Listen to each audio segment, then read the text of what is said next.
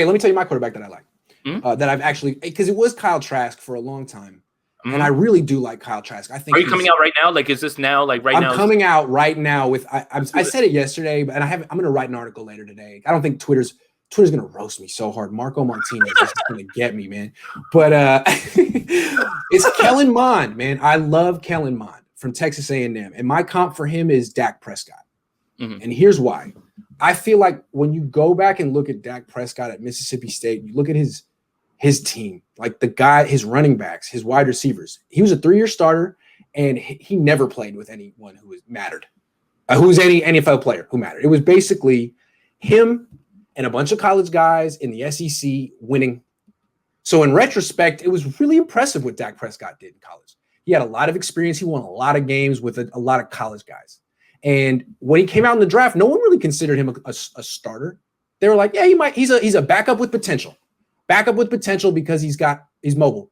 And then he was the Senior Bowl MVP. And it's like, oh, maybe he's better if you just give him some playmakers. And then he went to Dallas and started as a rookie and had the greatest offensive line, Ezekiel Elliott, Dez Bryant, Jason Witten. It was like, yeah, this guy's a baller. He just needed some playmakers around him. I see that with Mond. I see a guy who started 4 years in the SEC, had no playmakers. If you put him on a team like the Niners, get him out of that RPO spread crap and put him on under center, have him doing play action, I think he could start right away and win. If you put him in Seattle as Russell Wilson's backup and he had to come in next year, I think he could win. That's the way I look at him. I think he is a Dak Prescott 2.0. Yeah, I mean, he went to A&M, right? Yes.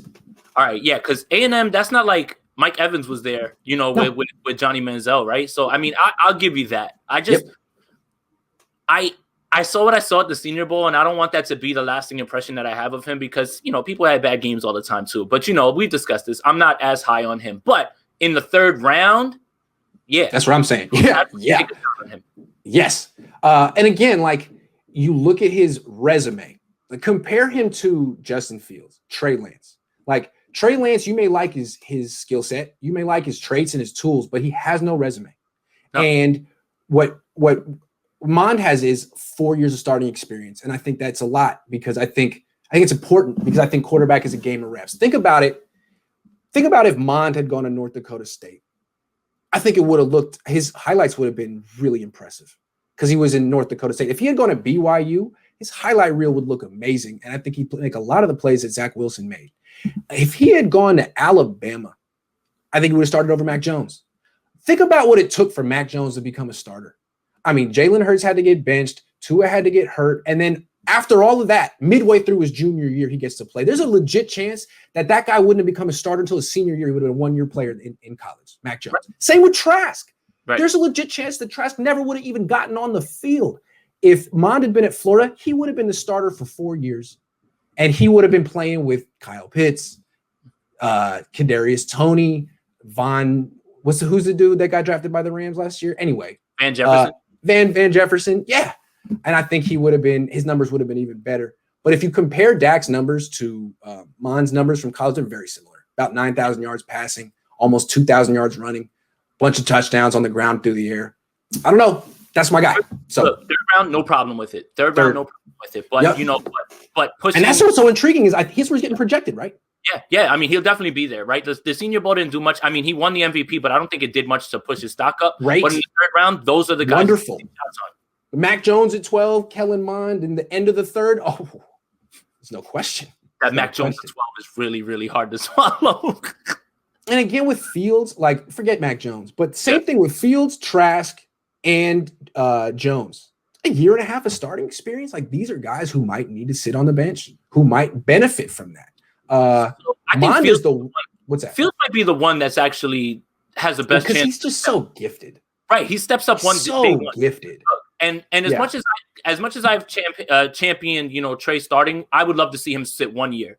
I would love to see him sit 1 year and learn. I'd love to see Zach Wilson sit 1 year. Dude, you're going from BYU to the NFL. You should maybe 8 games, maybe a half a season. Kellen Mond, I just feel like, dude, you have 4 years against the SEC. The speed of the NFL isn't going to surprise you. What's going to surprise you is what NFL playmakers can do for you, what a coach like Kyle Shanahan can do for you as opposed to Jimbo Fisher. All right, Grant. We'll All right, see. Grant. I'm just trying to make the case. I'm just trying to make the case. I'll give you this one. This one, you're swinging me. This is a little good. Yeah. But I wasn't there at the Senior Bowl, and you saw it, so I don't want you to trust your eyes. No. Again, no. Third round, perfect. No problem. Yeah, man. If that's where he's going, because with my master plan, I trade everything until basically the third round comp. So I don't have any way to draft a quarterback unless that's the case. So please, no one talk about Kellen Mond. Let him drop. That's what people have been telling me about Michael Carter. Stop talking about him. Michael Carter. I don't even know who that is. Who is a running back from North Carolina. He's incredible, man. I mean, I know that's not going to help, but I'm talking about him too much on Twitter. They're like, can you start saying that he's an undrafted? Yeah, I'm like, you know what? Completely undrafted. Do not draft him. He's not good. Trash. All right, Jason, I'm gonna let you go, man. Thanks for coming on the show. Thanks for wearing the denim jacket. Thank you, Grant. I just wanted to show you, that you can drip it out a little bit, and on the East Coast, this is a bit of a staple. I saw Coach NJ on and he said the same thing, man. He was like, whoa. No, that does look really nice. I like that. I'm gonna have to think about ways to incorporate denim jackets into my fit, and I'm gonna take a picture, rock them on one day. When all this is cleared up and I'm out there in September to go to the games and everything, by then you should have it figured out. And I'd like to see you in a denim jacket. So you're saying it would go well with like an Adidas track sweats? Yeah, I'm good. So look, I'm good with sweats. I'm good with joggers. I'm just the jean on jean thing. And please, if you're gonna do denim on denim, not the same color denim. That's awful. Okay. You see, not denim on denim. This is a light pale, right? But you could wear black jeans and get away with it.